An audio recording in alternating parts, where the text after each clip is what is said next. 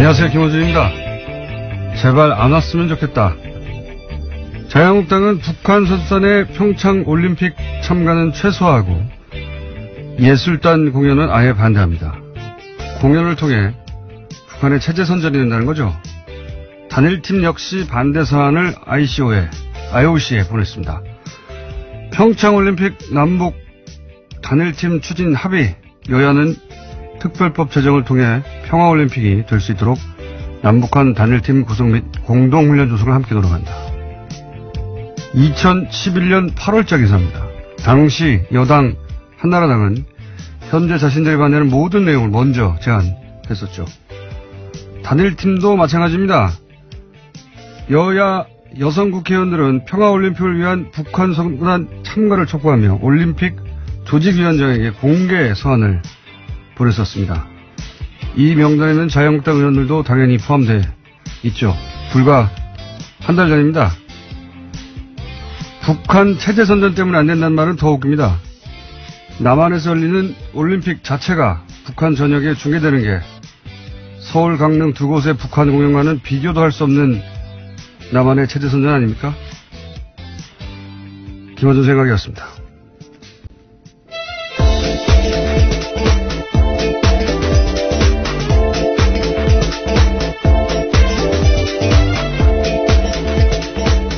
시사일의 김은지입니다. 네. 월요일인데 컨디션 어때요? 네. 네, 안 좋습니다. 네. 예, 좋도록 노력하겠습니다. 좋도록 노력하겠습니다. 어떠신가요? 저는 항상 안 좋습니다. 지금 이 장단기 기억 상실, 이거는 정치권에 원래 만연해 있는 질환입니다. 네. 본인들이 주장했던 거 바로바로 뒤집는 게 특기예요, 특기. 예, 다시 발동됐습니다. 자유한국당이 북한 관련해가지고 남북 단일팀 추진 혹은 뭐 특별법 제정 또는 올림픽 조직위에 북한 선수단 참가 촉구 이거 다 했던 거예요. 예. 근데 이제 온다고 하니까 체제선전이라고. 체제선전이라는 말이 제일 웃깁니다, 저는. 예. 공연 몇 개 하고 올림픽 자체를 비교해보면 북한은 한 번도 주최한 적이 없는 올림픽을 남한이 하게 동계도 하는 거 아닙니까? 예. 이것보다 더 체제의 우월성을 과시할 수 있는 체제선전이 어디 있나요? 북한의 생중계로 이 모든 동계올림픽 경기가 남한에서 열린다. 그거 하는 거 아닙니까? 체제선전으로 따지면 북한이 거부해야 되는 내용이죠. 이해가 안 가요, 저는, 이게. 자, 첫 번째 뉴스는 뭡니까? 네, 주말 동안의 가장 화제의 뉴스는 김희중 전 청와대 제1부속실장의 한국일보 인터뷰였습니다. 물론 북한 관련된 뉴스도 많았지만요, 이 뉴스가 아주 화제에 올랐습니다. 이명박 전 대통령의 성골 집사라고 불리는 인물인데 특활비 수사의 키맨으로 떠올랐습니다. 김 전 실장은 국정원에서 받은 돈은 김윤옥 여사 쪽 행정관에게 직접 줬다라고 밝혔는데요. 또 특활비는 김백준 전 청와대 총무기획관 통로가 있고 자기에게도 통로가 있는데 서로 간에 몰랐다라고 이야기했습니다. 그리고 자신은 윗선에 보고했다라고도 이야기했고요. 이게 사실 가장 핫한 뉴스였는데 이게 포털에 메일에 등장하지 않은 이유를 모르겠어요, 저는. 핵심은 이거죠. 제2부속실에 준 게 아니고, 제2부속실은 이제 공식적으로 부인의 행사 의전 담당하는 곳입니다. 공식적인 실인데, 그런데 그게 아니라 관저 담당하는 행정관한테 줬다는 거예요. 관저. 그러니까 관저는 아시다시피 따로 사는 집이죠. 예. 개인 비서에 해당되는 거거든요. 예. 그러니까 공식적인 실이 아니라 개인 비서에게 줬다는 겁니다. 그만큼 그 돈은 은밀히 줬다는 얘기가 되는 것이고, 여기서 이제 사이드로 계속 화제가 되는 게 명품 구입했다, 터무니없다 이런 얘기인데, 사실 이걸 김희중 전 실장이 이렇게 말했을 리는 없지 않겠나. 왜냐하면 알 수 있는 위치에 있지 않지 않습니까? 네, 본인도 그것은 아니다라고 이야기하고 있습니다. 동행하지 않았기 때문에, 미국에 동행하지 않았기 때문에 본인이 알 수 없는 위치에 있었는데 이런 말을 했을까 하는 의심이 들긴 합니다. 다만 방미 직전에 달러를 환전했단 말이에요. 그냥 한 게 아니라. 그러니까 미국 가서 쓰라는 거죠. 네, 그 부분을 진술한 겁니다. 그렇죠. 네. 그리고 사실은 사적 용도가 아니면 이렇게 따로 가져갈 이유가 없지 않습니까? 예, 공식 행사에는 따로 돈 들 일이 1억씩이나 돈 들 일이 있겠어요? 예, 그런데 달러를 1억을 환전해서 줬다는 것은, 그리고 그게 국정원 특활비라는 것은 흔적이 남지 않길 원했다는 것이고, 그러니까 당시 현지에서 이렇게 이제 논란이 되는 명품 샵에 가서 쇼핑이 있었는지 확인하면 개연성 정도는 이제 드러나겠죠. 그러나 입증은 불가능한 사안인 것 같다. 그런 것 같습니다. 네, 다음 순위는? 네, 또 검찰이 이명박 정부 시절 원세훈 전 국가정보원장의 특수활동 및 사용처도 수사 중입니다. 이 과정에서 수상한 거래를 한 건 발견했다라고 하는데요. 원 전 원장의 자녀가 서울 강남에 아파트를 샀습니다. 이 과정에서 집값 10억 원 가량을 현금으로 냈다라고 하는데요. 당시 아파트를 판 사람의 진술을 확보한 겁니다. 구매자가 집값을 모두 현금으로 치렀고 특히 현금 개수기를 가져와서 돈을 세서 의아하게 생각했다라는 겁니다. 이 시기는 원 전 원장의 재임 기간과도 겹치는데요. 검찰은 원 전 원장 자녀의 소득과 납세 사료를 분석했는데 그 결과 자금 지원이 있었을 거다라고 판단하고 있습니다. 이건 진짜 매우 각별하게 의심되는 상황이죠. 예. 10억을 현금으로 가져가려면 트렁크에 들고 가야 되는데. 네, 심지어 개수기까지 가지고 갔다고 합니다. 누가 일반인이. 네. 누가 이렇게 합니까? 이건 말이 안 되는 상황이죠. 예. 원세훈 전 국정원장이 이제 특활비 이미 사실은 문제가 됐죠. 예. 200만 달러는, 이미 공식적으로 문제가 됐고, 그 외에도 특활비를 빼서 이제 개인적으로 이용하지 않았냐, 이런 정황입니다. 네, 또 펜트하우스를 꾸며준 정황 등이 확보가 돼서요. 이미 수사가 진행 중입니다. 그래서 지난 19일에는 원세훈 전 원장의 자택을 검찰이 압수수색했다라고 하는데 원 전 원장의 부인도 불러서 조사했다라고 합니다. 근데 그거하고는 차원이 다르죠. 예. 그건 어쨌든 국정원장이 거처로 삼았던 건데 이건 아들 집 사준 거 아닙니까? 예. 딸입니까 아들입니까? 하여튼 자녀 집을 만약에 일부라도 특활비가 들어가서 샀다면 이건 말도 안 되는 거죠. 그리고 이명박 전 대통령의 아들 이시영 씨 전세비에도 1억의 특활비가 들어간 정황이 지금 수사 중인 걸로 보도가 되고 있죠. 네, 다양한 집값들이 나오고 있습니다. 지난주에 내곡동 관련돼서 말씀드린 바가 있는데요. 거기도 국정원 특활비 6억에 대해서 TV조선이 보도한 바가 있습니다. 네. 박근혜 전 대통령의 사저 기름값은 아무것도 아니었어요. 예. 이런 정황들이 만약에 수사 결과 드러나게 된다면 골 때리네요. 다른 말을 하려고 해도 생각이 안 납니다. 자, 다음은요. 네, 검찰이 이명박 정부 시절 민간인 사찰 폭로를 막는 데 국정원 특활비가 쓰였다라는 의혹에 대해서도 조사 중인데요. 이번 검찰 조사에서 당시 정부 인사의 진술이 바뀌었다고 JTBC가 보도했습니다. 검찰이 어제 류충렬 전 국무총리실 공직복무관리관을 불러 조사했는데요. 이 인사는 장진수 전 주무관에게 입막음용으로 5천만 원을 준 혐의가 있습니다. 과거에도 조사가 있었는데요. 2012년에는 자신이 장인에게 받은 돈이라면서 5천만 원의 출처에 대해서 그렇게 주장했습니다. 하지만 이번에는 과거 조사가 거짓이었다라고 인정을 했다고 하는데요. 장성명 전 청와대 공직기강 비서관이 준 돈이라고 진술했다고 합니다. 그 특활비가 쓰여진 경로 혹은 등장한 인물이 너무 많아요. 그래서 어느 순간부터 이제 놓치게 되는데 그래서 저희가 잠시 후에 특활비 갈래를 정리하는 시간을 잠시 후에 가질 텐데 지금 이 뉴스는 2012년이죠. 네, 그렇습니다. 민간인 사찰, 그러니까 총리실 산하에서 민간인을 사찰했다는 겁니다. 그게 드러난 거고요.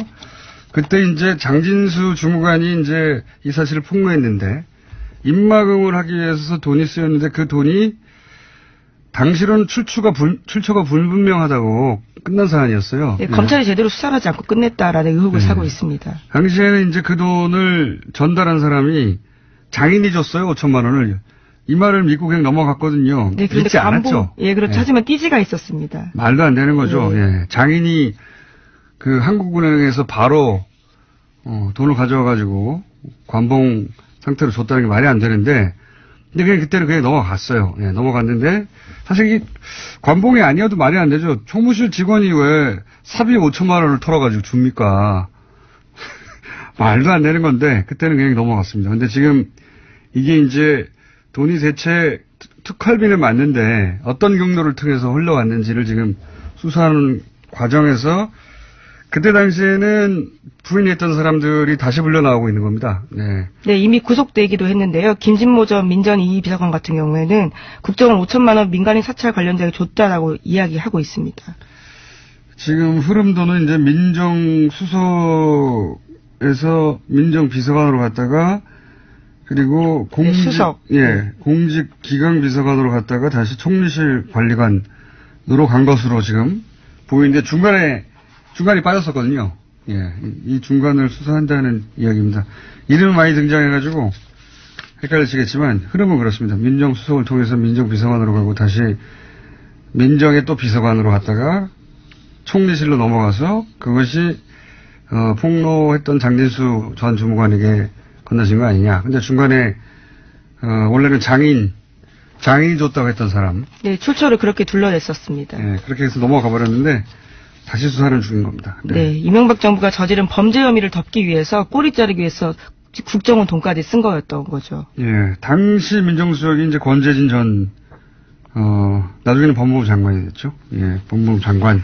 이럴 경우에는 이제 권재진 전 법무부 장관도 소환될 수도 있습니다. 예.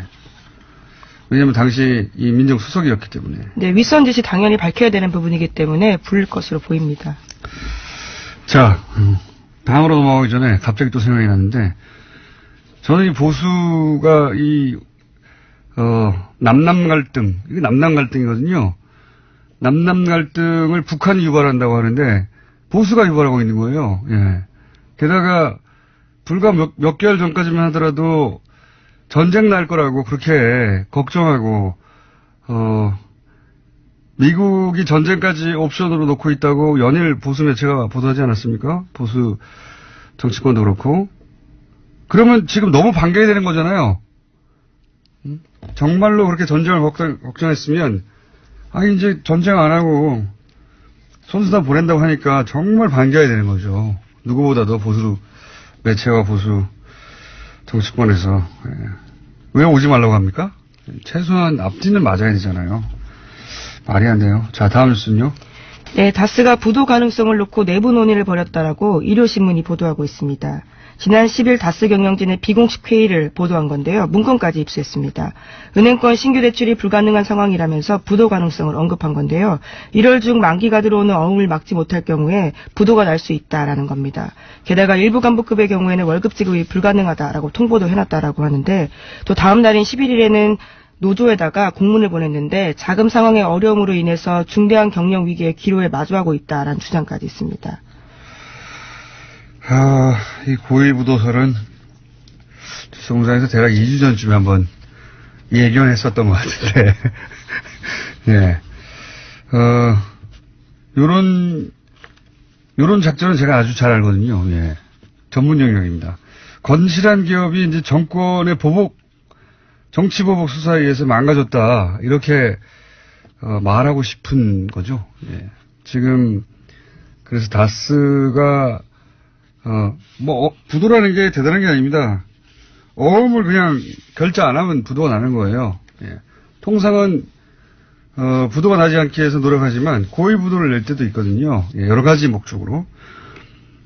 회사가 매출이 없다든가 또는 정말로 경영이 어려워서 부도난 경우도 있는데, 다스는 지금 그런 상황은 아닌데, 어음 결제만 안 해버리면 은행에 어음 결정 안 하면 부도가 나는 상황이기 때문에 그런 상황으로 갈 수도 있다. 예. 굉장히 의도된 경영난이거나 과장된 거다라는 이야기가 나오고 있습니다.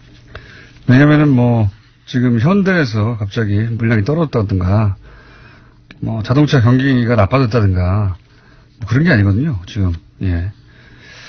2주 전에 얘기했던 뉴스가 2주 후에 나오는 예언 뉴스 공장입니다. 또 이 뉴스에서도 눈에 띄는 부분들이 있는데요.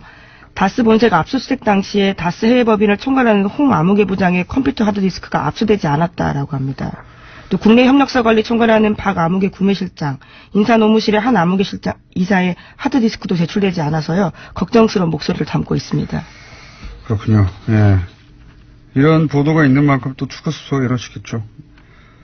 자, 고위부도 가능성, 2주 전쯤 얘기했는데, 그런 뉴스가 하나 나왔습니다. 자, 다음 뉴스는요? 네, 더불어민주당 박범계 의원이 2016년에 녹음된 다스 이상은 회장의 아들 이동영 씨의 발언을 공개했습니다. 녹취록에 따르면 이동영 씨는 해고된 다스 직원에게 나도 어디 갈 데가 없다. 아버지도 여기서 월급 받고 있지라고 이야기를 합니다. 이상은 회장이 소위 바지 회장임을 인정하는 발언들을 하고 있는 건데요. 또 다스가 거래업체에서 받은 리베이트가 이명박 전 대통령에게 전달됐다는 의혹도 담겨 있습니다. 자, 좀 전에는 다스가 아플 예정인 뉴스가 나왔고요. 이번에는 이상한 회장 명부상 소유주죠.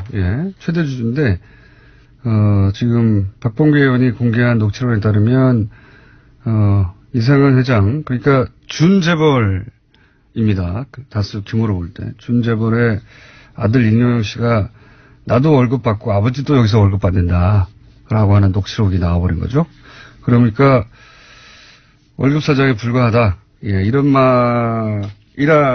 말인 정황이라고 스스로 이야기하고 있는 녹음이기 때문에요. 이건 누가 물어보는 게 아니라 본인이 누군가한테 하는 얘기가 담겨서 아마 그 상대방이 아마 당시에 이유는 조금 확인이 되지 않았는데 녹음을 했나 봅니다. 녹음을 해서 공개한 내용입니다. 박범계 의원이 공개했고요. 사실은 3주 전쯤에 제가 진행한 팟캐스트에서 공개됐던 내용인데, 박범계 의원에 의해서 공식적으로 언론에 보도되고 있습니다. 월급 사장 아니냐는 정황 혹은 주장은 굉장히 많았는데, 네, 그렇지. 결제하지 않으면 500만 원 이상을 쓸 수 없었다라는 이야기들은 꽤 나온 바가 있습니다. 근데 이제 직계 가족에 의해서 본인 입으로 이런 주장은 아니죠. 이런 이야기가 나온 건 처음이죠. 여기에 대해서 이제 이명박 전 대통령 측은 대응할 가치도 없다 이렇게 했더라고요. 대응할 방법이 없죠. 가치가 없는 게 아니라 대응을 할 수 있으면 했겠죠. 대응할 방법이 없습니다. 이렇게 말을 한 건 사실이니까요. 네, 또 수없이 나온 이야기이기 때문에 새삼스러울 것도 없다라고 이야기도 반박하고 있습니다. 새삼스러울 것도 없고 사실이 아닌 걸 말하기 때문에 대응할 가치가 없다고 했는데 단어를 바꿔야 됩니다. 방법이 없는 것으로. 자, 다음 순요. 네, 평창 동계올림픽에 참가할 북한 선수단 규모가 아이스하키와 쇼트트랙 등 5개 세부 종목에 선수 22명으로 최종 확정됐습니다. 남북한은 개막식과 폐식에서 코리아라는 이름으로 한반도기를 들고요. 공동 입장합니다. 또 단일팀의 영문 추가 어른은요, COR으로 결정됐습니다. 또 생각나네요. 아마 지금도 검색하면 포털에서 금방 확인할 수 있을 텐데 2014년 때 아시안게임 때 그때도 북한 응원단 왔었거든요.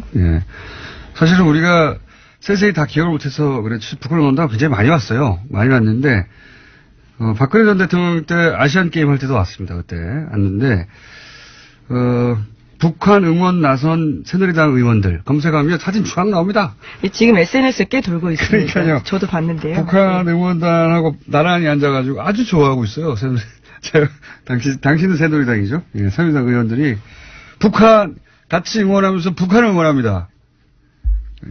난리가 났겠죠. 지금 만약에 거꾸로 하고 있으면 장단기 기억 상실입니다. 자, 다음 뉴스는요. 네, 네이버가 경찰에 수사 의뢰를 했습니다. 댓글을 이용해서 여론 조작이 벌어지고 있다라는 주장이 있어서인데요. 만약에 그렇다면 포털 사이트에 대한 업무 방해가 된다라고 보기 때문에 경찰이 수사해달라고 했습니다. 관심사네요. 근데 네이버가 먼저 이제 경찰에 수사 의뢰했다는 거죠. 그런데 네이버 측에서는 이제 누군가 일부러 그랬다면 그것은 업무방해, 네이버의 업무방해 맞죠. 혐의가 있으니 수사해 달라는 건데 네이버가 여기서 단순히 피의자이기만 한지 따져볼 정황도 꼭 살펴봐야 한다고 하는 것이 인터넷상에서 많이 돌고 있습니다만 여러 가지 방식이 있는데 이런 것도 있거든요. 예를 들어서 어떤 기사가 있는데 그 기사가 이제 그 메인에 노출된 기사예요. 그런데 정부의 우호적인 댓글이 달려 있었어요. 근데 1보, 2보 이런 식으로 기사가 바뀌지 않습니까? 판갈이. 똑같은 내용 기사인데 이제 2보가 됐는데 짧은 시간 내에 정반대로 부정적인 댓글이 많아요.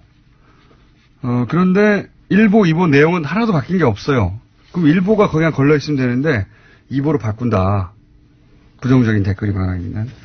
이런 식의 이제 의혹이 있습니다. 물론 네이버에서는 당연히 1보에서 2보로 바뀌었으니 판결을 했다고 할 수도 있고, 예. 근데 똑같은 내용이기 때문에 기사가 한 토시 하나 틀리지 않고, 똑같은 기사를 2보로 바꾼 다음에 부정적인 댓글이 많은 기사를 놓쳐한 거 아니냐, 이런 의혹도 있죠. 네, 근데 그 부분까지 이번 경찰 수사에 포함될지는 모르겠습니다. 그러니까요. 자, 오늘 여기까지 해야 될 것 같습니다. 자, 단기 기억 상실은 이번 가료가 필요하다. 예, 걱정된다. 시사인의 김은지였습니다. 감사합니다. 최근 특활비 관련한 기사 엄청나게 많이 나옵니다. 그런데 사건도 복잡하고 이름도 많이 등장하고, 예, 인물들의 직책도 많고 해서 오늘 이 특활비 관련해서 정리하는 시간을 잠깐 가져보려고 합니다. 한겨레 21의 밉상 하영 기자. 네, 안녕하세요. 한겨레 21 하영 기자입니다. 본인이 스스로 얘기하죠. 한겨레 21의 밉상 하영입니다. 이렇게. 다시 한번 소개해보세요. 예. 저희 아버지 어머니가 듣고 계십니다. 저도 귀한 자식이어서. 자, 밉상 하영 기자. 자, 특활비 관련해서 네. 너무 많아요, 양상이. 예. 그 전개 양상이. 그렇죠. 그리고 이름도 외우기 힘든데 이름이 많아서. 이름은 중요하지 않습니다. 예. 예. 그러니까 제 말이 그 예. 말인데. 네. 게다가 직책도 워낙 길잖아요, 이런 게. 네. 그러니까 어느 순간 포기하게 됩니다, 뉴스 따라가기를. 예. 그러니까 이제 큰 갈래를 좀 잡아보죠. 예. 두 가지, 그러니까 투 트랙으로 좀 정리를 했으면 좋겠는데요. 크게. 예, 하나는 청와대 안에서 누군가의 살림살이, 예. 사적 용처를 위한 예. 살림돈 이 정도, 살림돈 이 정도. 사적 유용. 예, 예. 사적 유용. 예, 사적 유용 갈래가 하나 있다. 하나가 있고, 예, 또 하나는 또 하나가 급할 때 쓰는 급전. 급전 갈래. 예, 급전 갈래가 있다. 급전 갈래가. 이 갈래가 최근에 튀어나온 민간인 사찰 갈래입니다. 자, 그러면 급전 갈래가 민간인 사찰하다가 들켰어요. 네. 예, 들켰는데 이제 폭로를 한다고 하니 네. 입막음을 해야 된다. 네, 거기부터 가볼까요? 예, 그거부터 한번 가보죠. 당시에 민간인 사찰. 예, 민간인 사찰 의혹을 간단하게 좀 정리를 하고 넘어가야 할 것 같은데요. 그 국무총리실 산하에 공직지원윤리관실이라는 조직을 두고요. 경찰이나 사정기관에서 파견을 받아서 예. 민간인을 포함한 민간인 사찰이라고 민간인만 사찰한 거 아닙니다. 예. 당시 한나라 민간인도 사찰했다. 그렇죠. 민간인도 사찰 사건입니다. 예. 언론계, 정계, 관계 등 전방위로 사찰한 사건이거든요. 그리고 해외 언론에서는 제2의 워터게이트라고 뉴욕타임스에서 얘기한 적이 예, 있습니다. 당연히 그럴 수밖에 없는 게 이제 국무총리가 그거 하라고 있는 곳이 아니고 그렇죠. 실이. 예. 근데 그 안에 이제 별도의 은밀한 비밀 조직을 만들어 놓고 네. 거기서 이제 자신들이 찍은 네. 공직자건 공직자가 아니건 간에 자신들이 찍은 사람을 계속 추적해서 사찰한 거죠. 예. 불이익을 주고. 검찰 수사는 2번 이루어졌습니다. 예. 처음에는 2010년 이 사찰을 중심으로 이루어졌고요. 2012년에 재판 과정에서 증거인멸 과정이 있었다라는 폭로로 예. 그 장진수 전 주무관이죠. 여기서 폭로가 드러나면서 2번 이루어졌는데 5천만 원은 두 번째 폭로에서 그렇죠. 나옵니다. 그때 유명한 언론에 등장한 단어가 이제 디가우징입니다. 디가우징입니다. 예. 전혀 생소한 용어였는데 디가우징이라는 단어가 언론을 뒤집었죠. 예. 여기서부터 이제 이름이 많이 나오는데요. 예.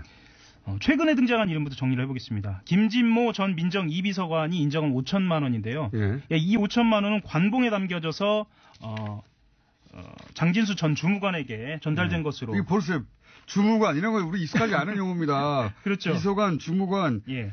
굉장히 많이 나와요. 관리관도 나오고. 예. 김진모 민정 2비서관부터 출발을 해보겠습니다. 예. 김진모 비서관이 누구에게 전달을 하느냐? 예. 장성명 공직기관 비서관, 공직기강 비서관. 이 직책명도 이렇게 복잡한지. 여기도 청와대입니다. 예. 그리고 그 다음에 류충렬 총리실 공직복무관리관.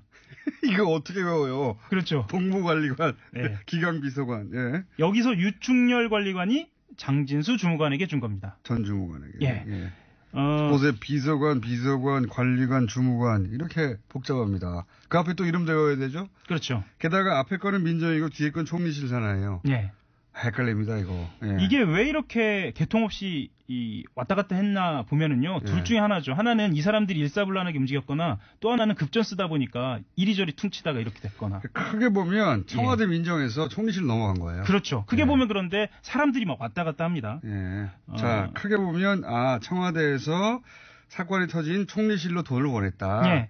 간단하게 정리될 수 있는 게 민정 이 비서관도 자금 출처가 국정원인 건 인정을 하고요. 예. 다만 나는 착복하지 않았다. 예. 민간 사찰 관련자에게 전달만 했다. 그러니까 단순 전달자라는 거를 지금 주장하고 있고요. 예. 그 장성명 공직기강 비서관 같은 경우에는 나는 지시를 받고 단순히 전달하기만 했다라고 진술한 것으로 알려져 있습니다. 그러니까 이 사람도 전달자라고 하는 거예요. 청와대 쪽에 있던 그 비서관들은 나는 전달만 했어요. 예. 이게 나왔고 그리고 나서 이제 돈을 당사자한테 직접 준 국무총리실. 네. 국무총리실에 있던 유충렬 관리관은 이거 장인이 준 겁니다. 2012년 당시에 그렇습니다. 장인이 준 겁니다. 하고 이제 그래서 수사는 거기서 끊어져 버렸죠. 아예. 청와대 위로 안 올라갔어요. 그때. 당시 검찰은 장인이 준 것으로 믿었어요. 믿었다기보다는 그냥 여기서 끝내자. 그러니까 당시는 총리실에서 끝내버린 겁니다. 이야기를. 맞습니다. 이게 청와대까지는 안 올라가고 민정까지는 안 올라가고 끊어졌던 것이 이제는 거꾸로 내려왔거든요. 지금은. 그러니까, 수사가. 그렇죠.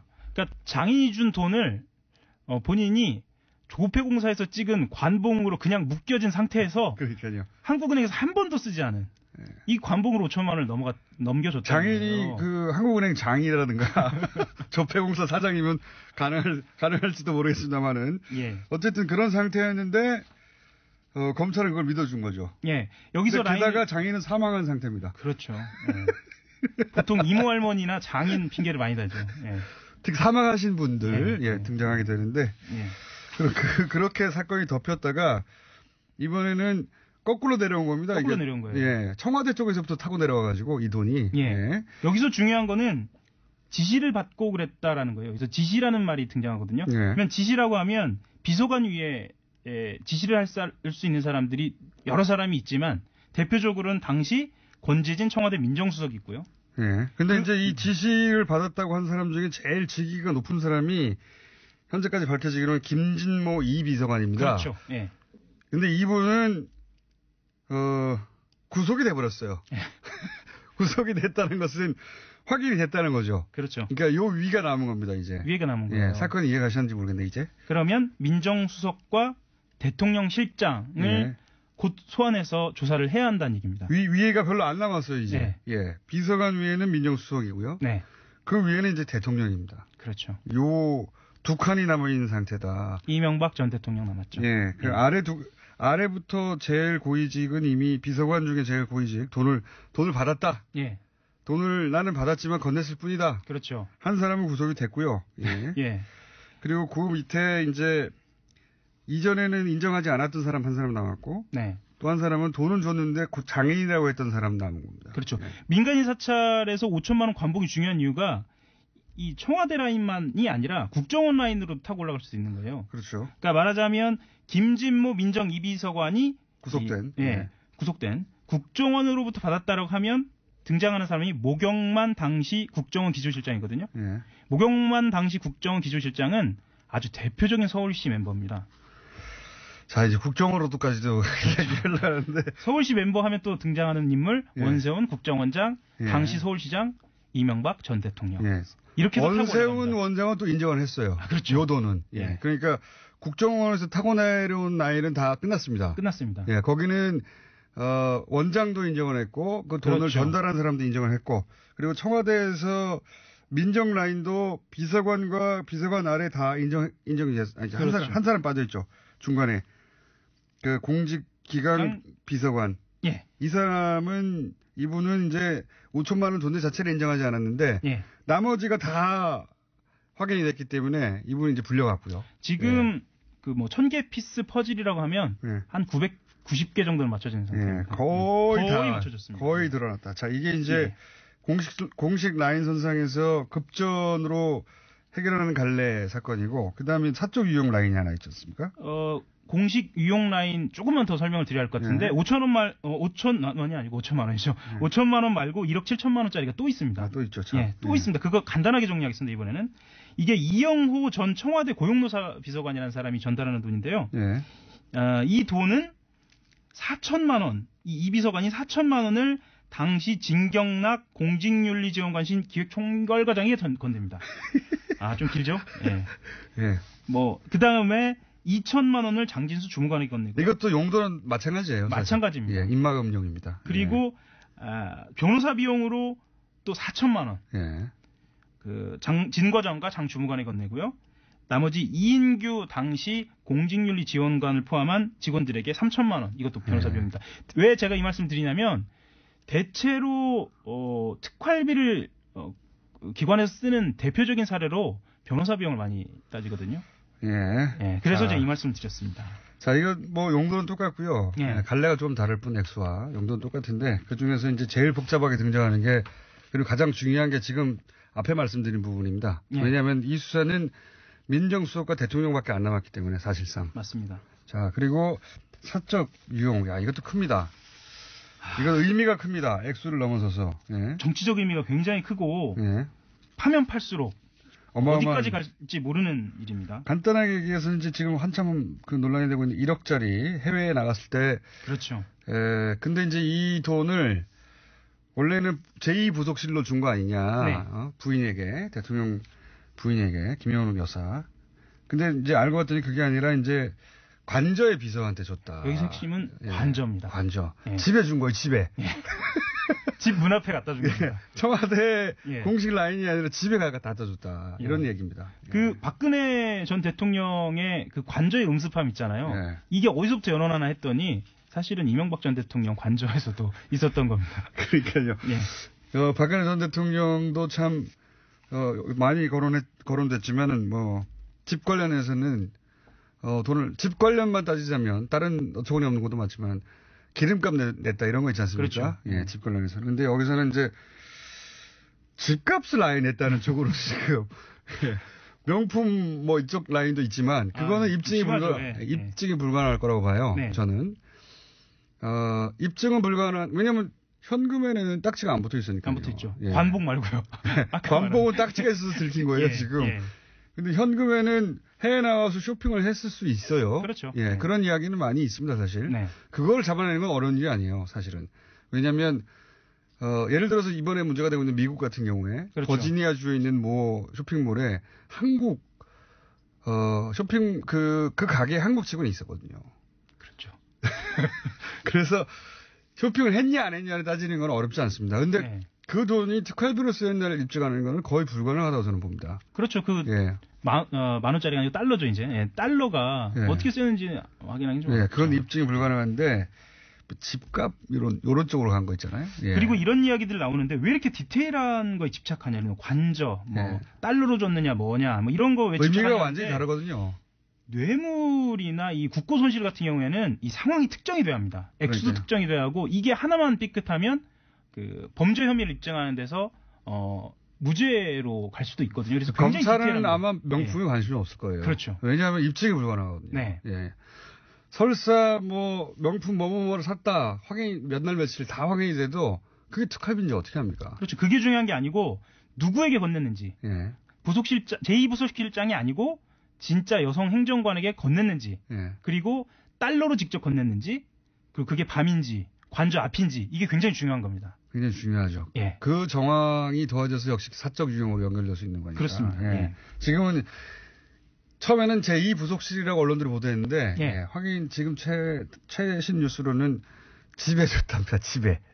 그렇죠. 예. 집에. 쉽게 설명하면은 이렇게 설명드릴 수도 있을 것 같아요. 박근혜 전 대통령의 윤전추 행정관 있잖아요. 네. 그 지근거리에서 수행했던 그렇죠. 그 역할을 했던 사람이 아닌가라고 그 추정되는. 예.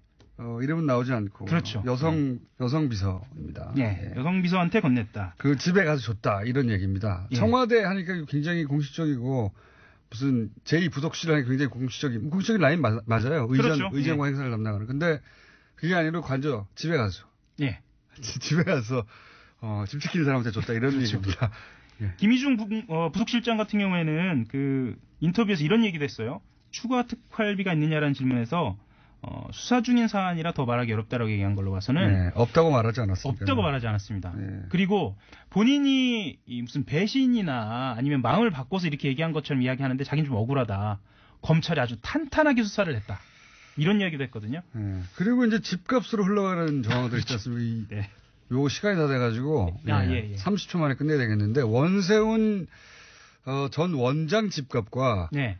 그리고 이제 이명박 전 대통령의 아들 이시영 씨의 전세금이라든가 집값 그렇죠. 이쪽으로 들어간 정황들이 또 있어요. 딱 떨어질 가능성이 있죠. 큰일 났습니다. 예. 큰일 났다. 지금 예. 강남 집값이 엄청 오르고 있기 때문에요. 이 분노가 예. 집값에 들어간 게 확인되면 이게 진짜 건드리면 국정원 특활비가 자기들 집값에 큰일 나는 거거든요, 이거. 부동산 투자도 아니고. 자, 여기까지. 투자. 예. 밉상 하호영 기자였습니다. 예. 한겨레 21 하호영 기자였습니다. 감사합니다.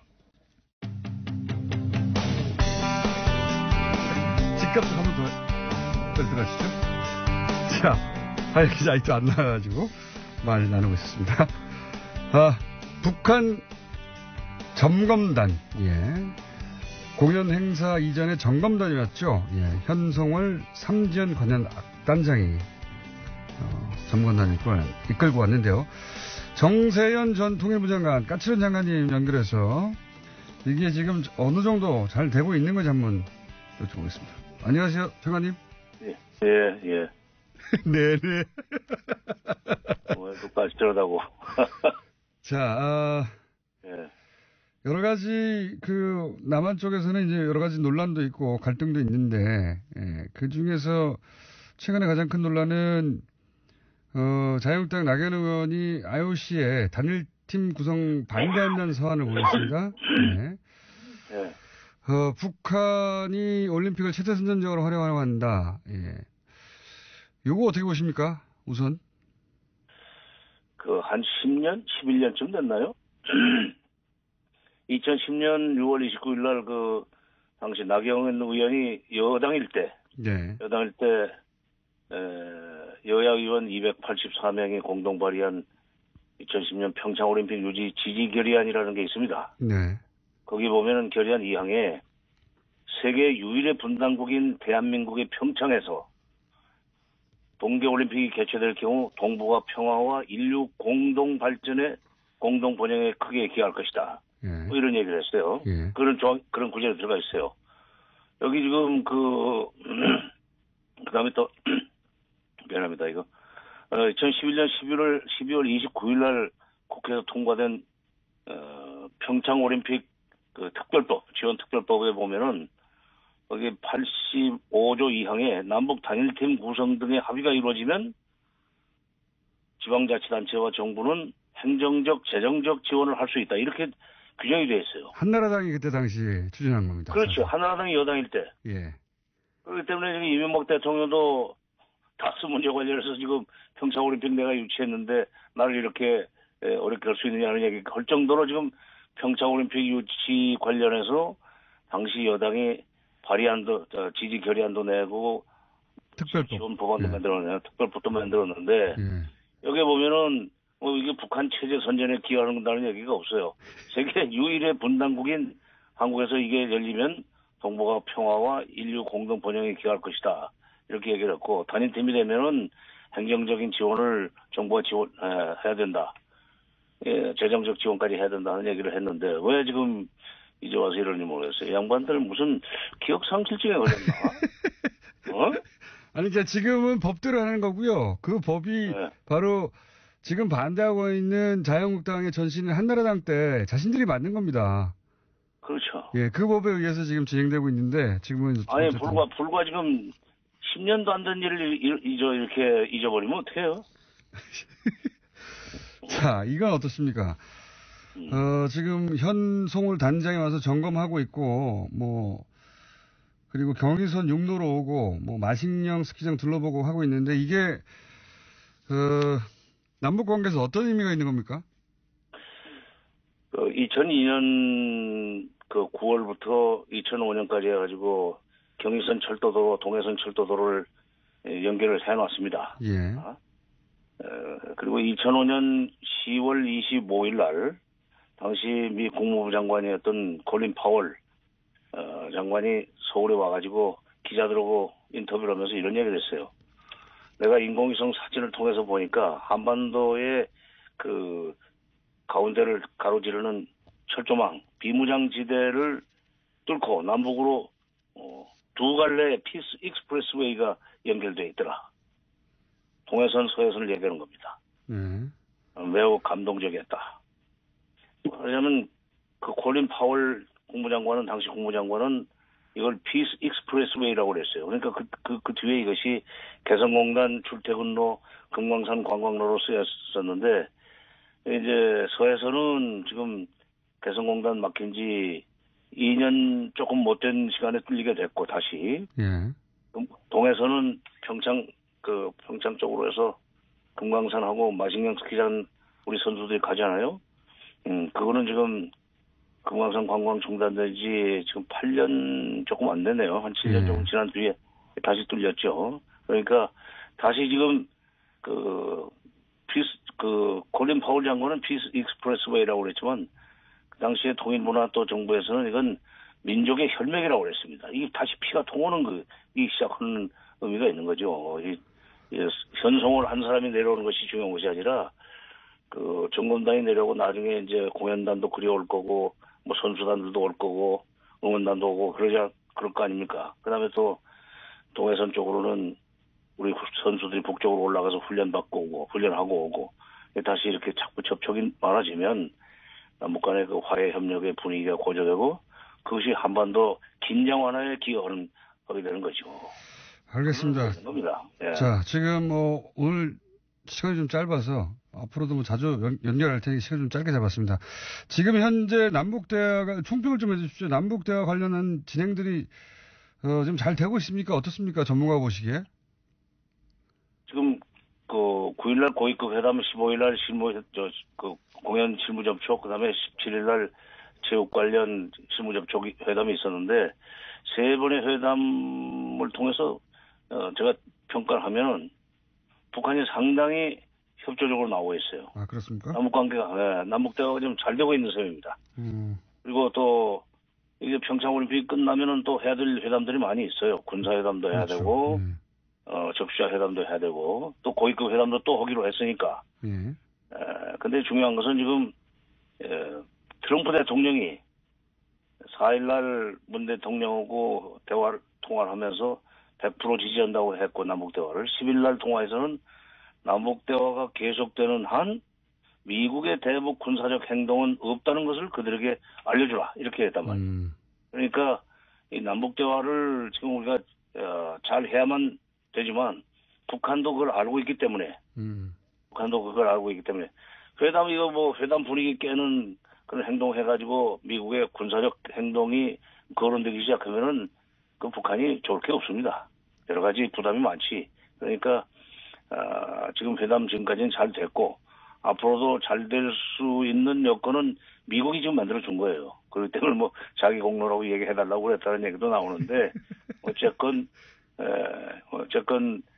미국이 도와주고 있고 문 대통령이 주도했고 그다음에 김정은 위원장이 적극적으로 협조함으로써 남북회담은 잘 되고 있습니다. 워싱턴 포스트 동경지국장은 딴소리를 했던데 운전자는 김정일이고 조수석에 문 대통령이 있고 트럼프 대통령은 뒤에 있다는 얘기를 하던데 좀 잘못된 거죠. 알겠습니다. 여기까지 하고요. 또 한번 모시겠습니다. 감사합니다. 예. 네, 지금까지 정세현 전 통일부 장관이었습니다. 3주 전에 했던가요? 네, 반응이 꽤 좋았습니다. 박시영 윈즈코리아 부대표 나오셨습니다. 안녕하십니까? 네, 반갑습니다. 박시영입니다. 네, 배종찬 리서치 본부장님 나오셨습니다. 안녕하십니까? 네, 덩치 배종찬입니다. 덩치는 두 분 다 덩치예요. 네. 우열을 가리기 힘든 덩치. 네. 다만 헤어스타일이 극단적으로 다릅니다. 네. 박시영 부대표님은 그다지 많지 않고요. 네. 배종찬 본부장님도 많지는 않은데 위로 번쩍 서 있습니다. 헤어스타일이.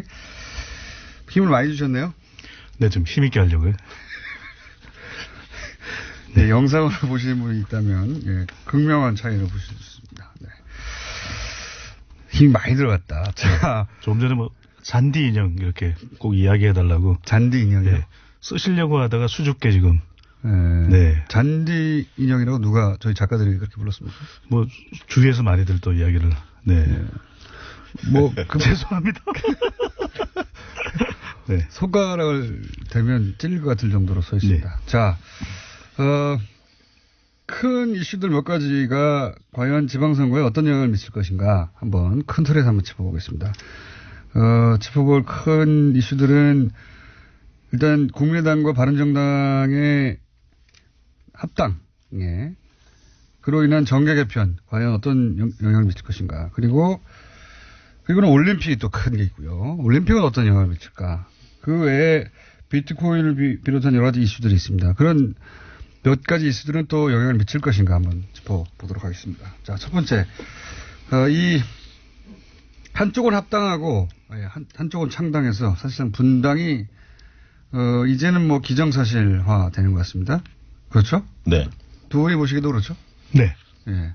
저도 그렇게 보기 때문에 그 얘기는 기정사실로 하고 이렇게 가칭도 헷갈립니다. 통합개혁신당과 개혁신당. 원래는 통합신당이 이제 국민의당과 바른당의 가칭 신당의 명칭으로 불리다가 반대파들이 개혁신당이라고 하니까 예, 개혁이 또 들어갔어요. 그래서 통합개혁신당으로. 네.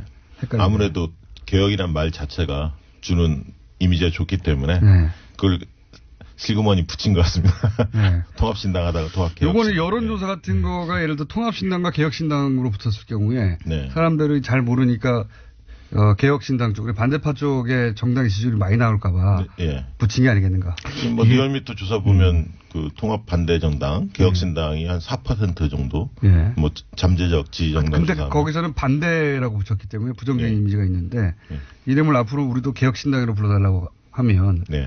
이게 지지율이 좀 더 나올 수 있거든요. 그럴 수 있습니다. 이게 네이밍 이펙트라고 하는데 우리가 통합이라고 하는 효과도 이제 어느 정도 수준에 뭐 다 달라버렸으니까 이제는 개혁이라는 단어를 넣으면 뭔가 변화하는 건 사람들이 좋아하거든요. 네, 통합개혁신당. 네, 그러니까 이름에도 준수 그러면 왠지 준수할 것 같고 왠지 잘생길 것 같고 이런 현상이 있습니다. 네. 네, 실제 여론조사에 영향 미치죠 이런 거. 약간 네. 미치는데 네. 결국 이거는 뭐 2월달 내에 다 정리될 거라고 보여집니다. 네. 양쪽의 실체가 다 드러나면 그럼 이제 국민들이 판단할 수 있기 때문에 길어야 한 보름 내지 한 20일 정도의 효과 아닐까 싶습니다. 그래도 굳이 붙인 걸 보면 그런 효과를 노렸다고 봐야 되겠죠? 그렇죠. 처음에 이제 시작할 때는 우리가 이 통합 효과가 나타나야 되기 때문에 이름을 잘 붙이는 것도 중요하거든요. 그만큼 좋은 이름을 붙였을 때 어느 정도 출발이 순조로울 수 있다. 그 점도 고려된 것으로 보여집니다. 근데 지금 최근에 보면 안철수, 유승민 추구하는 통합개혁신당 일명 지지도가 굉장히 정체 하락 중입니다. 그러니까 좀 초반에는 각광을 받다가 자유한국당을 넘어서지 못하고 있죠. 사실 잠재적 지지정당 본다면 그런 측면에서 본다면 최근에 어쨌든 불협화음들이 계속 나왔고 또 하나의 요인은 뭐냐면 새로운 인물들이 눈에 보이지는 않습니다. 그러니까 안철수, 유승민은 이미 다 본 사람들이고 국민들 눈에는 각광받는 새로운 인물들이 아직 뭐 결합된다는 소식이 없고요. 실제 뭐 손학규 정의와 뭐 이런 분들이 거론되고 있으니까 식상한 거죠. 국민들이 볼 때는. 두 번째는 이제 평창이 상당히 걸림돌이 될 겁니다. 2월이 컨벤션 효과를 극대화시켜야 하는데 공교롭게 평창올림픽이 있죠. 그리고 이제 지도체제나 지금 비례대표 국민의당 문제에 대한 이견들이 있지 않습니까? 유승민, 안철수 간에. 이런 어떤 잡음들이 계속 좀 노출될 가능성도 있고 두 분 다 굉장히 고집스럽고 독선적이기 때문에 얼마나 조율이 잘 될지 이런 부분들도 순탄하지 않을 가능성이 높기 때문에 예. 이 정치 세력이 통합될 때 우리가 같이 춤을 춰야 된다 이런 이야기를 하거든요. 그 이야기는 통합 효과가 100% 오롯이 나타나려면 세 가지가 이제 이 손바닥이 마주쳐야 되는데 세 가지나 됩니까? 네네. 두 가지로 줄일까요? 네.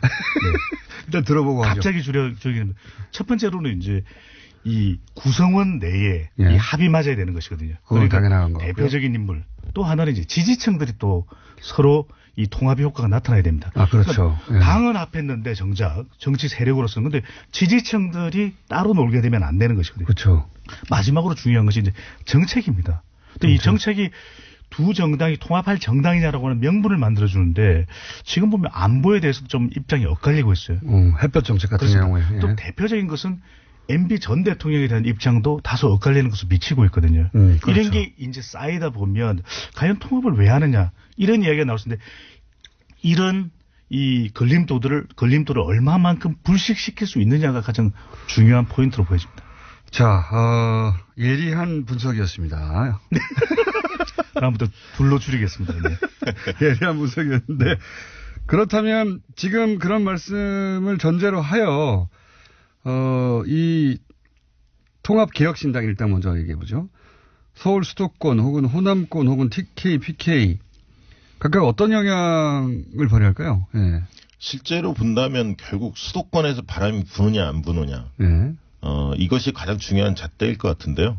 결국은 안철수 서울시장 출마설이 계속 나오지 않습니까? 예. 결국 안철수의 파괴력이 얼마나 될 것이냐가 결국 뭐 이 정당의 운명을 좌우질 거다 그렇게 보는데요. 안철수 대표 최근에 이제 서울시장 여론조사 해보면 출마할 것을 기정사실화하고 조사를 해보면 거의 한 자리 숫자이거든요. 10% 미만이나 그 정도에서 왔다 갔다 하는 정도입니다. 그거밖에 안 나옵니까 요새? 네, 그렇게밖에 안 나옵니다. 때문에 안철수 후보가 다만 이런 건 있죠. 만약에 출마를 한다면 박원순 시장이 조금 곤혹스러운 측면이 있죠. 과거에 2010년 출마했을 당시에 21년인가요? 출마했을 당시에 양보했던 게 있기 때문에 그런 측면에서 이제 박 시장이 약간 곤혹스러운 측면이 있지만 결국은 안철수 대표가 서울시장을 출마하면 이게 정책 전선이 아니라 정치 전선이 될 가능성이 굉장히 큽니다. 정치 싸움이 된다는 거죠, 결국은. 그러니까 안철수 후보가 정책 가지고 서울 비전을 제시하기보다는 문재인 대통령에 대해서 굉장히 공격하면서 정치적인 어떤 싸움을 할 가능성이 상당히 크기 때문에 그런 측면에서는 정치 싸움에 능한 분들이 여당 내에서도 경선 과정에서 상당히 그 약진할 가능성은 있습니다. 물론 이제 박 시장이 워낙 탄탄하기 때문에 2업8 정도의 수준은 아니지만 당내 경선이 좀 더 흥미로워질 가능성이 있다. 그 말씀은 이제 야당 쪽에서 서울시가 아니라 문재인 정부에 대한 공격을 할 것이고. 그럴 가능성이 굉장히 높습니다. 네, 그렇죠. 네. 그러면 거꾸로 서울시장 후보로 그 공격을 잘 방어하거나 역으로 정치적 공세를 잘 피는 사람이 후보로 여당 내에서도 부상할 수 있다. 예, 여당 내에서 약간 올라올 가능성이 있다고 봅니다. 있다. 예. 그리고 국민의당과 이 바른정당, 통합정당이 지방선거에서의 어느 정도의 영향력, 이 부분을 이야기할 때 지금의 상태를 먼저 저는 논해야 될 걸로 보여집니다. 그 이유는 지금 안 대표의 지지율도 내려가 있고 또 국민의당도 지지율이 한 자릿수 아니겠습니까? 바른정당도. 그렇다면 정말 선거 전반의 판세를 뒤흔들 것이냐, 그건 아니라는 것이거든요. 그다음 과연 무엇을 노리느냐. 지금 개혁신당으로 통합 반대파가 떨어져 나가면 호남에서의 또 타격은 불가피합니다. 그렇죠. 그렇다면 또 영남으로 가보면 더불어민주당과 자유한국당이 양강구도를 지금 현재 지지율상 보이고 있거든요. 오히려 더불어민주당이 지지율상 더 높은 정도로 나타나고 있고요. 그렇다면 이 통합개혁신당, 국민의당과 바른정당이 합해진 정당이 무엇을 노리겠는가. 그래서 우리가 선거를 보면 이번 지방선거에서 광역단체장도 있지만 많은 지역에서 기초단체장, 광역의원 그리고 정당투표도 있습니다. 바로 여기가 이 통합개혁신당이 노리는 포인트가 될 수 있는 것이거든요. 왜냐하면 이번 지방선거에 자칫 이렇게 나누어져 있다가는 기초단체장 그리고 광역의원에도 이 유의미한 득표를 못할 가능성이 높다. 그다음 여기에라도 발판을 만들어야 되는 것이 정치 세력으로서 다음 총선 심지어는 다음 대선까지 끌고 갈 수가 있거든요. 바로 이 점을 노린 것이 오히려 더 큰 이유가 아닐까라고도. 국회의원이 이제 당선이 되려면 사실 국회는 혼자 힘이 아니라, 그 지방의원들, 필요하니까. 그런 차원에서 그런 이유 때문에 이렇게 하는 것이다. 이렇게 분석하시는 거군요. 왜냐하면 지금 그렇게 진입되지 않으면 실제 이번 지방선거 다음에는 더 위축될 가능성이 높거든요. 그렇다면 더 당선 가능성이 없어진 정당으로 누가 과연 국회의원으로 출사표를 던지겠습니까? 그렇다면 이 정치 세력으로서는 2014년에 새정치민주연합으로 했지만은 여러 가지 어려움들이 많았었거든요. 당시에도요. 그렇다면 적어도 빨리 좀 들어가서 제대로 이 통합정당으로서의 시너지 효과를 조금씩 만들어가자는 것이 오히려 더 큰 이유로 볼 수 있다는 점이죠. 저는 그렇게 생각합니다. 결국 수도권에서 바람이 안 불면 영남이나 호남, 충청 바람이 불 수가 없다. 통합개혁신당은. 그렇다면 결국 서울, 경기, 인천에 어떤 후보를 내느냐의 문제인데 지금 당장 그 자유한국당과 통합이 없다라고 표방하지 않습니까? 밝히고 있는데 연대가 없다 이런 얘기는 아직 안 꺼내고 있거든요.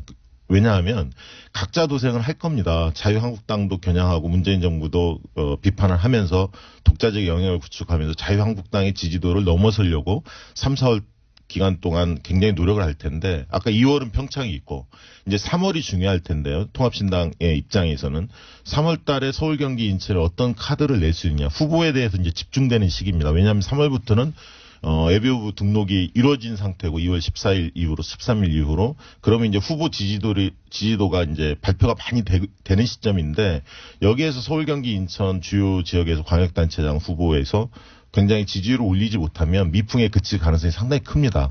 그럼 결국은 4월달 넘어가면 1대1 구도를 고민하면서 후보 단일화 국면으로 갈 수도 있습니다. 자유한국당과. 그러니까 결국 그 전에 기세 싸움을 해서 누가 2위로 올라설 거냐의 싸움을 굉장히 쉽게 얘기하면 가열차게 할 거고 그것들에 대한 전망이 보이지 않을 때 입장이 바뀔 수도 있습니다. 그래서 이제 그런 측면에서 본다면 민주당 입장에서는 지금 이제 여러 가지 정황상 보면 상당히 유리한 국면에서 지방선거를 치러집니다. 문재인 정부 1년 만에 치러지는 선거고요. 하지만 긴장해야 할 대목이 있는 거죠. 지금 조중동이나 보수 언론들이 굉장히 그 비판의 강도를 높이고 있고요. 네이버 이런 댓글들도 보면 최근 흐름들이 많이 바뀌고 있습니다. 네, 그런 측면에서 또 한 가지는 뭐냐면 집권이 1년 만에 치러지는 선거는 문재인 정부에 대한 중간평가를 이야기하고 있는데 대통령 지지도 가장 결정적인데 최근 이제 지지도가 조금 하락하고 있죠. 대통령 지지도 평가에 있어서 1년 만에 치러지는 평가는 대통령의 자세와 국정운영 방향의 적절성 가지고 평가합니다. 대통령의 성과는 1년 만에 나오지 않기 때문에 성과나 경제 상황 가지고 평가하기보다는 대통령의 자세나 국정운영 방향의 적절성 가지고 평가하는데 최근 이제 국정운영 방향의 적절성 측면에서 여러 가지 정책 혼선이 있다 보니까 지지도 좀 빠졌고요. 그런 측면에서 압도적 우위를 거둘 거다. 이런 어떤 자세는 오히려 피하는 게 좋습니다. 긴장을 가지고 겸손하게 임하는 게 집권 여당한테 유리할 거다. 그렇게 보고 있습니다. 이 선거에서 견제 심리가 나타날 수밖에 없는데 이 선거의 판세를 우리가 예측할 때 중요한 3대 이제 지표가 될 수 있는 것이 또 3개입니다. 항상 3가지입니다. 이게. 네. 시험 준비할 때는 항상 3가지가 많더라고요. 첫 번째로는 우리가 지지율이거든요. 대통령 플러스 정당입니다. 그 다음에는 구도. 마지막으로 이제 후보가 남는데 지금 대통령 지지율도 높고 정당 지지율도 더불어민주당이 독주하고 있는 상황이거든요.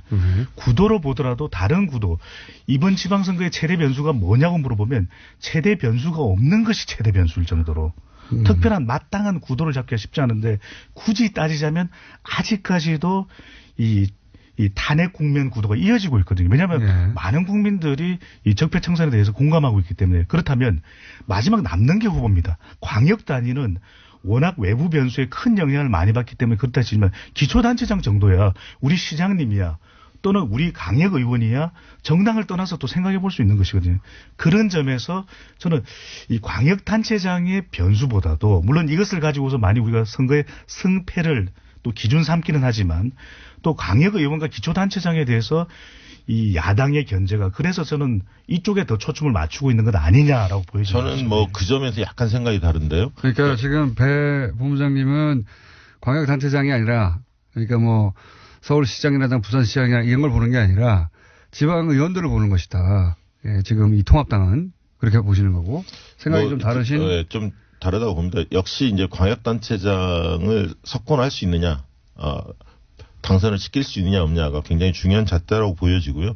최근에 이제 저는 그런 말씀을 드리고 싶은데 이제 젊은 층, 여성, 자영업 이런 층 세 축이 약간 흔들리고 있습니다. 대통령 지지도로 보면 젊은 층 같은 경우는 비트코인 문제도 있고 단일팀 문제도 있고요. 여성 같은 경우도 단일팀 문제와 교육 문제 그리고 자영업은 최저임금으로 약간 흔들리고 있습니다. 그래서 결국은 다음 그 지방선거에서 민생전선, 정책전선에 있어서 쉽게 얘기하면 야당이 상당히 이 문제를 가지고 집요하게 공격할 가능성이 상당히 크다. 물론 이제 정치전선에서는 말씀하신 배 본부장님 말씀하신 대로 적폐청산에 대한 구도가 여전히 유지되고 있고 지방분권, 자치분권에 대한 개헌도 여당이 유리한 국면입니다. 지방분권하면 지역이 좋아지기 때문에 이런 긍정적인 측면이 있지만 민생전선에서 어떻게 잘 방어할 거냐. 저는 이제 그런 측면에서 오히려 민선 6기의 성과들이 상당히 있습니다. 그러니까 집권 여당 소속의 광역단체장이나 기초단체장이 일을 잘했다. 이런 평가 상당히 많거든요.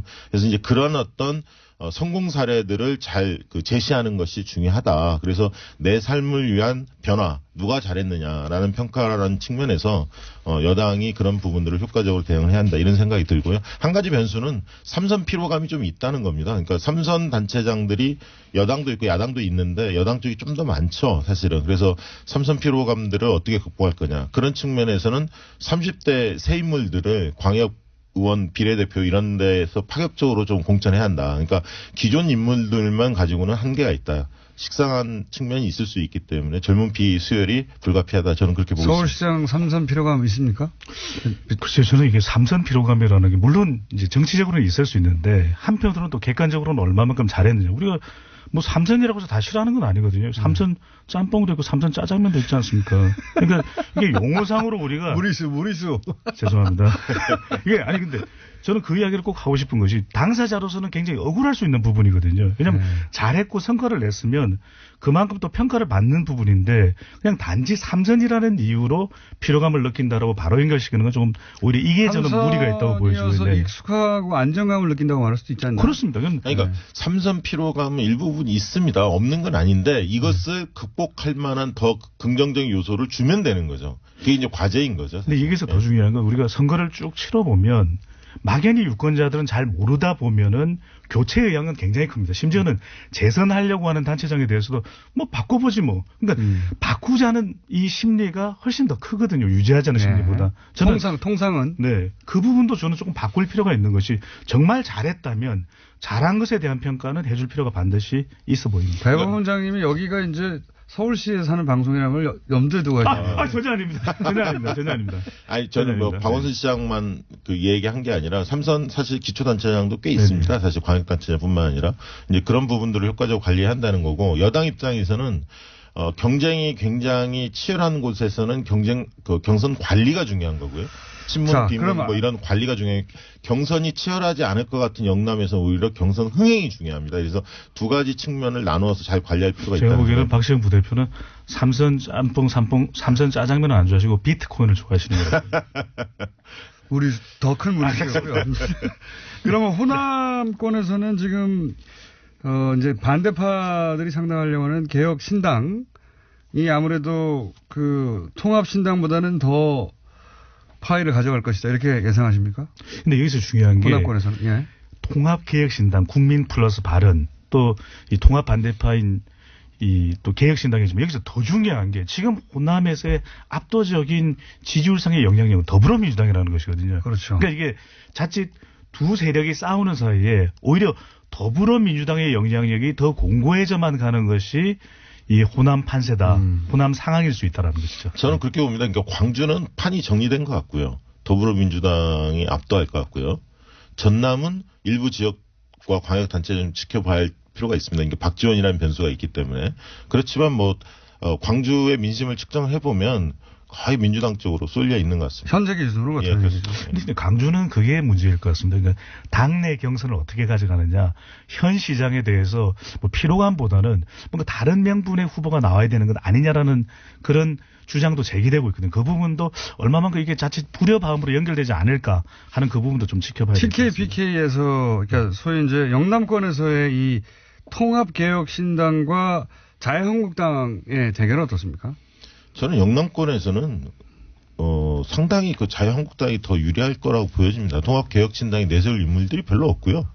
현실적으로 보면 거기에 이제 고령층 그 보수층들이 굉장히 탄탄합니다. 이념 보수층이 탄탄하기 때문에 이 수도권에서 아까 말씀드렸듯이 바람이 불지 않는 한 영남은 미풍일 거다.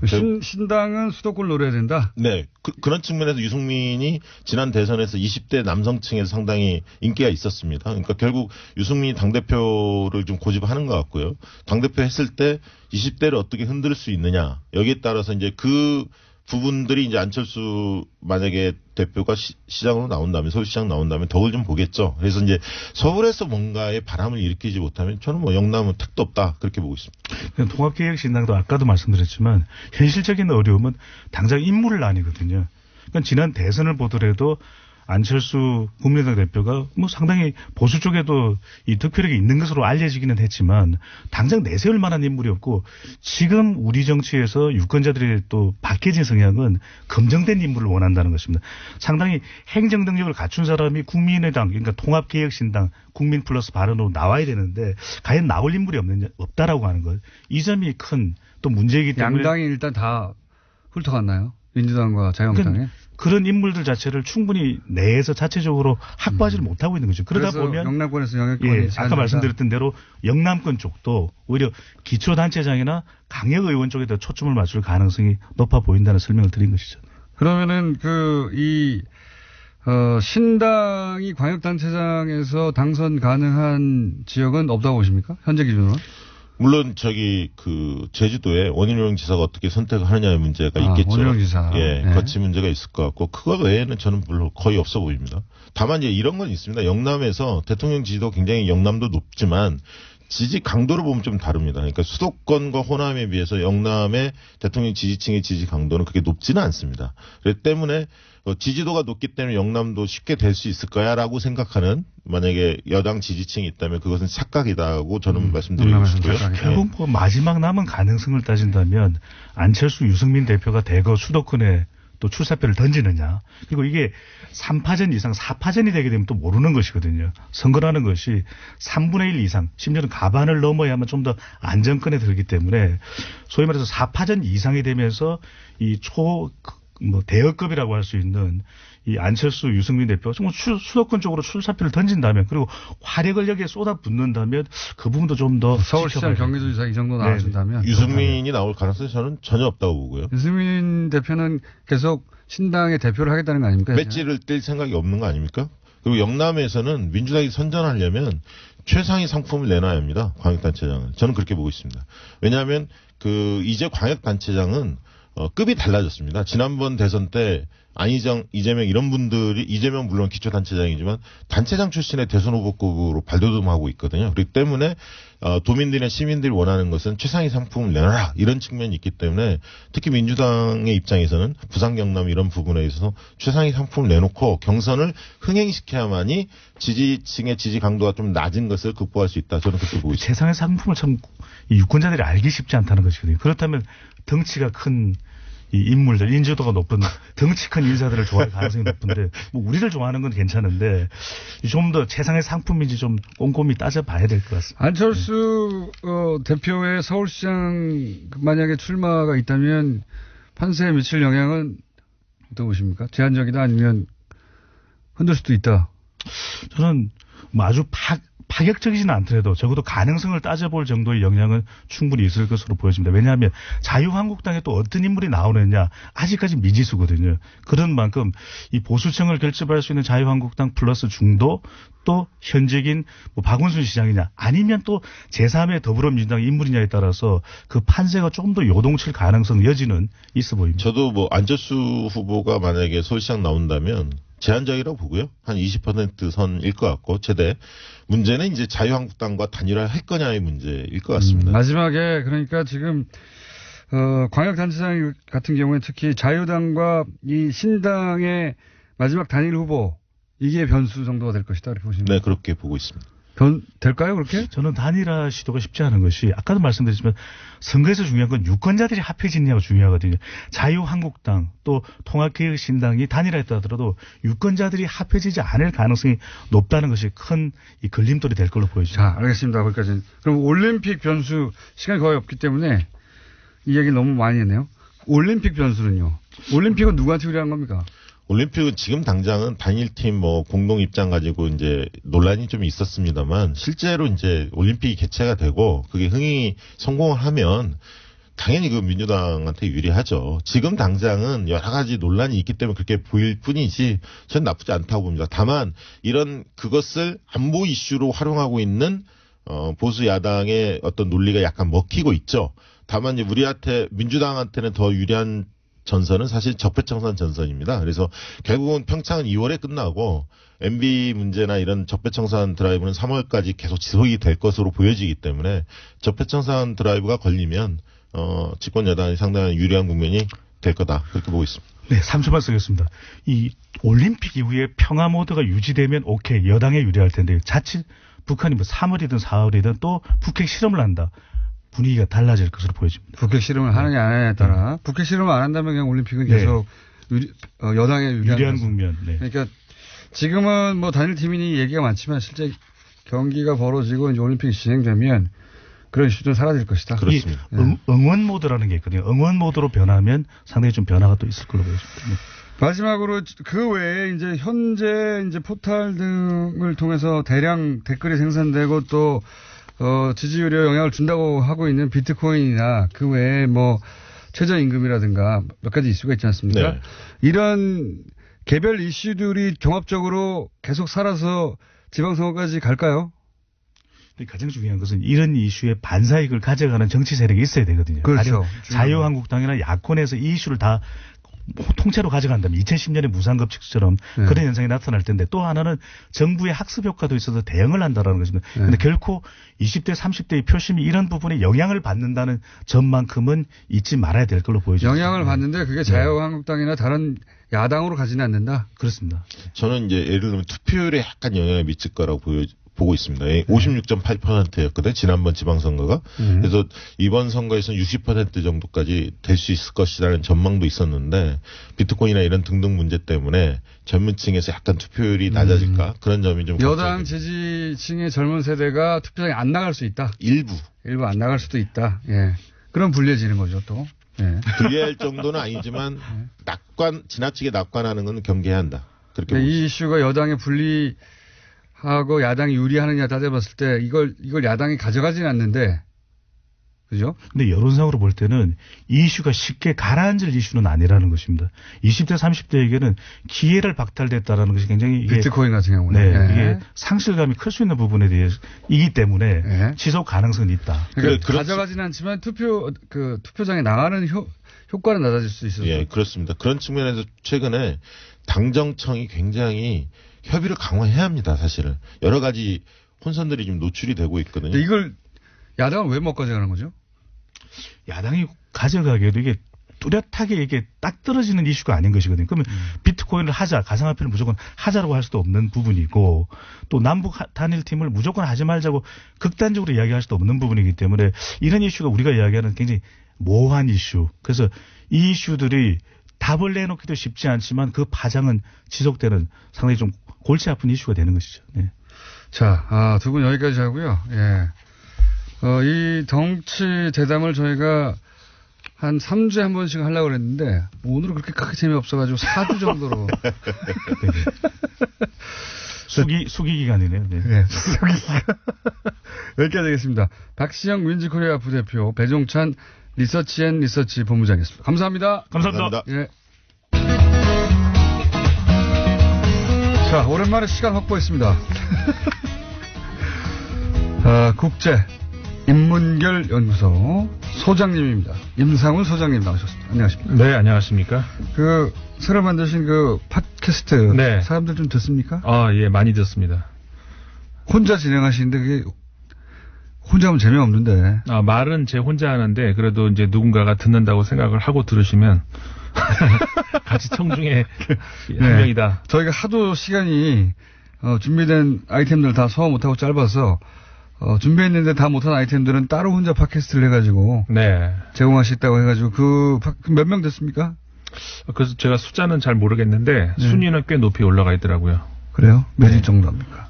그러니까 두 가지에다 올렸는데 그 중에 하나는 올린 직후에는 뭐 8위까지도 올라가더라고요. 8위? 무려? 전체? 아니 저기시사에서 그렇고요. 분야에서 8위. 전체에서 몇 위더라? 30 몇이었나? 하여간 잘 제가 숫자를 기억을 잘 못해서. 자, 그럼 듣다 보면 재미없으면 또 떨어질 겁니다.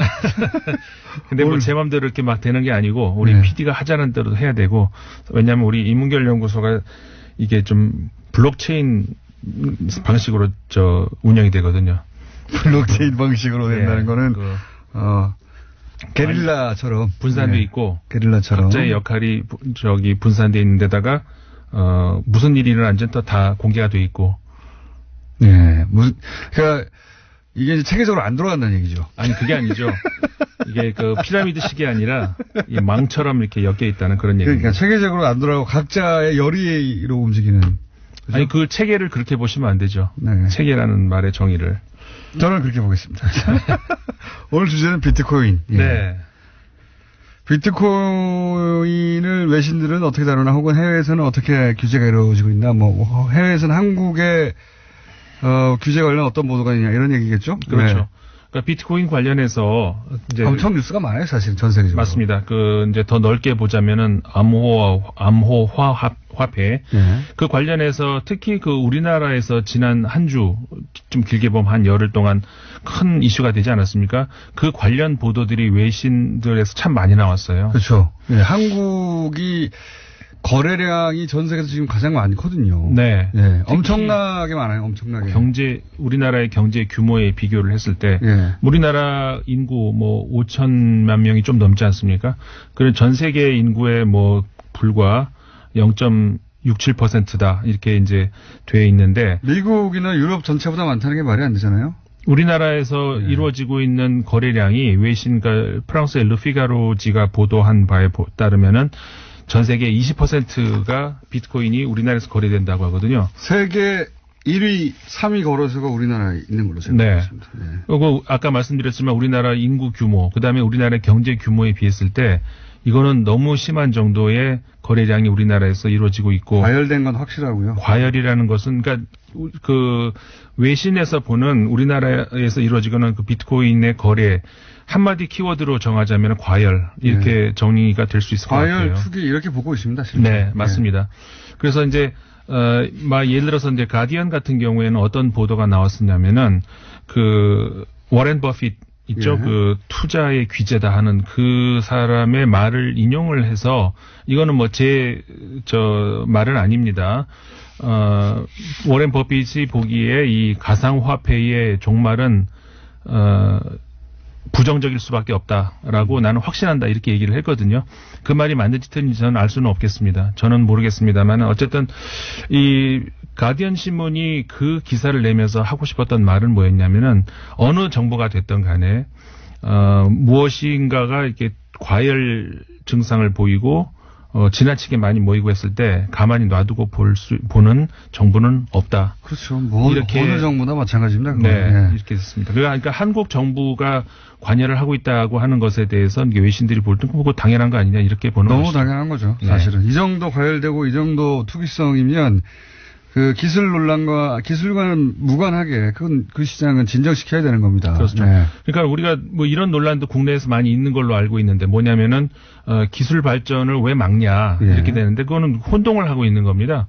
당연히 이제 기술 발전을 하면서 그 기술을 이용을 해서 뭔가가 이제 다른 응용을 하는 분야가 나오게 되겠죠. 그 이번 비트코인도 마찬가지일 테고 그러니까 블록체인과 비트코인의 관계 아니겠습니까? 물론 블록체인이라고 하는 기술의 응용이죠. 그렇죠. 비트코인, 물론 화폐는. 비트코인을 구상을 하다가 보니까는 블록체인이라는 방법이 이제 만들어진 건 맞지만 그거는 어느 분야도 마찬가지입니다. 우리가 뭔가가 예를 들어 연필도 그런 거 아닙니까? 뭔가 쓰려는 의도가 있으니까 연필이 만들어진 것처럼 그건 마찬가지인데 그 기술의 발전이 그러면 기술의 발전을 막느냐?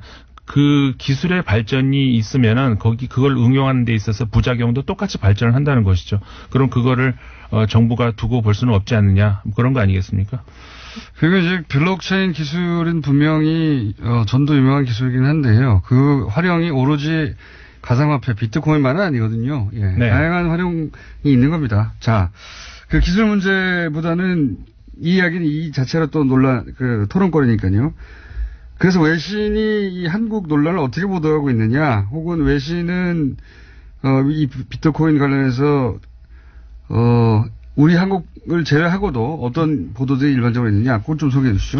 예. 일단 국가마다 이제 제재를 하고 있는 나라가 있고 그렇지 않은 나라가 이제 있는 거는 다 알려져 있죠. 중국 같은 그건 뭐 통일하자는 얘기도 있죠 지금은 전 세계적으로. 네, 뭐 그런 얘기도 있습니다만 그게 과연 현실성이 있을 것 같지는 않고 왜냐하면 비트코인의 탄생 자체가 중앙 집권적인 화폐 체계에 반발을 하면서 나오는 거 아니겠습니까? 근데 이게 또 하나의 전 세계의 큰 그 통제할 수 있는 하나의 어떤 뭔가를 묶는다는 것에 대해서 이게 아마 이루어질 가능성은 없는데 왜냐하면은 G20에서는 그런 논의를 한다고 하더라고요. 이번에. 근데 전 세계적으로 이게 비트코인이라는 것에 있어서 키워드라고 하면은 그 분권화 이게 사실은 키워드거든요. 그러니까 중앙은행에서 찍어내는 화폐에 반대하는 이게 그 개념이 비트코인 아니겠습니까? 뭐 철학은 거기서 출발했죠. 네. 그러니까는 거기에 그대로 전 세계에서 비트코인을 한꺼번에 통제할 수 있는 뭔가를 만들자는 것이 그대로 과연 이루어질 수 있을까? 그거는 이제 회의적이라고 할 수가 있는데. 그건 저는 뭐 정부는 할 수 있다고 봅니다. 그러니까 한 나라의 정부는. 그러니까 제 말은 G20에서 논의하자고 하는 게, 그 비트코인을 통제할 수는 없는데, 네. 주제책을 동일하게 만들어낸다든가, 뭐 네, 이런 네. 논의를 해보자는 시도가 지금 시작된 거죠. 그렇죠. 그거는 가능할 것 같은데, 네. 그러니까는 뭐 예를 들어서 최근에 인도네시아 같은 경우도 인도네시아도 거래 뭐 인구도 워낙 크고 이제 경제 규모가 큰 나라인데 최근에는 비트코인을 통한 거래를 제한한다 이런 이제 인도네시아도 그렇게 시작했다는 네, 불법으로 만들었죠. 발리 같은 곳에서. 네네네. 그렇게 이제 그 뉴스도 나왔고 뭐 중국은 이미 이제 그런 나왔었고 그러니까 국가마다 이제 통제 혹은 뭐 제재 혹은 간섭 체제가 이제 조금씩은 달리 나오고 있습니다만은 말씀하신 것처럼 어느 정도의 그 전 세계적인 뭐라고 할까요? 땅 고르기 정도는 앞으로 나오지 않을까 왜냐하면 생각할 수 있습니다. 여기서 규제하면 다른 나라로 가버리니까 그렇죠. 아예 이제 G20 같은 곳에서는 네. 그렇게 되면 소용이 없으니 예. 그런 보도가 나와요. 그러니까 우리나라에서 이제 정부에서 관여를 한다고 하니까는 이게 과연 그러니까 회의적인 보도죠. 이게 과연 가능하겠는가. 그러면서 이 투자자들이 외국으로 빠져나갈 것이다. 이런 보도들이 나오거든요. 그런 차원에서 보자면은 전 세계적인 그런 공통된 논의 이게 이제 가능도 하겠죠. 그게 막 시작됐다. 뭐 이 정도 뉴스가 나오고 네. 있고요. 또 다른 보도가. 그다음에 이게 우리나라의 청와대에도 청원이 올라갔다. 지금 20만 명이 넘었지 않습니까? 저도 읽어봤습니다만은. 그러니까 이런 거잖아요. 한마디로 얘기하자면 정부가 제가 정확한 문구는 모릅니다. 잊어버렸습니다만 정부가 서민의 꿈을 한 번이라도 실현해 준 적이 있느냐 뭐 이런 그런 정도의 이제 문장이었는데 이게 이제 일본의 니혼 게자이 그러니까 니케이 신문이죠. 줄여서 니케이 신문이 그런 관련 보도를 했어요. 그러니까 뭐냐면 우리나라에서도 그 얘기가 많이 나오죠. 젊은 세대가 특히 그 정부의 관여에 대해서 굉장히 반발을 한다. 근데 하필 그 젊은 세대가 현 정권의 지지층과 겹친다. 우리나라에서 나옵니다. 그러니까 그 니케이 신문이 그래서 현 정부의 딜레마다 이렇게 이제 보도를 했어요.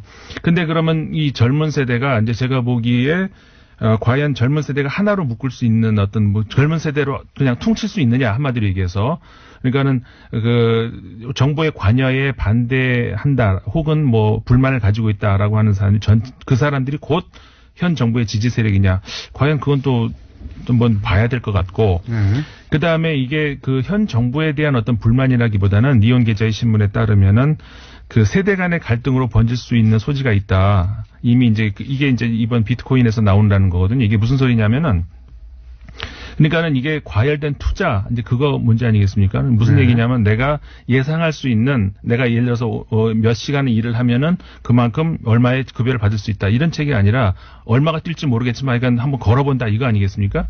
이게 과거의 전 세대에서는 이게 부동산에서 나타났었다는 것이죠. 그러니까 부동산에서 투자를 해서 가격을 왕창 띄워놓고 자기들은 그 안에 들어가 있고 젊은이층이 아무리 평생을 일해도 들어올 수 없는 거대한 성을 만들어 놓고 그러면 거기에 대한 박탈감 이때 나타난 것이 비트코인이라는 것이죠. 그래서 이제 비트코인에 한마디로 올인을 하려고 하는데 정부가 규제를 하려고 하니까 왜 당신들만 하고 우리는 막냐 뭐 이런 식의 그런 논리가 개발되어 있어요 현재. 네, 그러니까 내부적으로 말도 안 된다고 봅니다 저는 그거는. 말도 안 된다고 보는데 그렇게 따지면은 이제 카지노도 가야 되고요. 그렇죠. 예, 하우스도 가야 되고요. 이게 사실은 한 방을 노리는 거거든요. 일확천금을 원하는 거예요. 네, 예. 그렇죠. 일확천금을 원하는데 일확천금을 노리는 것까지는 누구나 가지고 있는 사행심입니다. 그게 있을 수 있다고 생각하면. 그런데 그래서 오게 된 근데 이게 전 국민적 규모라고 할 수 있는 정도의 액수에 도달하고 있거든요. 네. 근데 안전장치가 없어요. 네네. 전혀. 하다못해 뭐 도박장이나 이런 데는 몇 세 이상은 못 들어가고부터 시작해서 최소한의 안전장치라도 있잖아요. 그렇죠. 예. 그러니까 그 안전장치가 없다는 거, 그게 문제가 되는 것이죠. 아무런 안전장치, 이게 규제라고 볼 게 아니고 최소한의 안전장치가 실명으로 해라, 뭐 기타 등등 최소한의 안전장치를 두려고 하는 겁니다. 보호장치라고 보면 될 것 같은 것이 과거에 사실 네덜란드에 있었던 튤립 대란 그 사례를 찾아보시면은 바로 이해가 되실 것 같아요. 이게 어떤 의미에서 국가가 큰 어떤 그 문제가 될 수 있는 소지를 안고 있는지 그거는 과거에 그 튤립 대란하고 비슷한 그렇게 그렇죠. 이제 사례가 될 수 있을 것 같아요. 폰지 사기 얘기도 나오고요. 기본적으로 똑같지는 않은데 이제 이런 얘기를 하면 일확천금 노리는 거 아니야? 그러면 이제 아니야 기술 때문이야 이렇게 변호가 나오죠. 그러니까 그건 또 이렇게 유해하는 거예요. 아까도 말씀드렸습니다만 기술 문제하고 이거는 투기 문제하고 전혀 다른 문제죠. 네, 기술을 규제한다는 게 아닙니다. 네. 인터넷도 그런 거 아닙니까? 인터넷 기술 얼마나 활용도가 높은데 지금 뭐 얼마든지 인터넷을 통해서 다른 범죄도 있고 많이 있잖아요. 외신을 정해 주셔야 되는데 오늘은 주장을 주로 하시고 이렇게. 아니 외신에서도 그렇게 얘기를 한다는 말씀 드렸잖아요. 알겠습니다. 임상훈 수사위원이었습니다. 감사합니다. 네, 감사합니다. 안녕.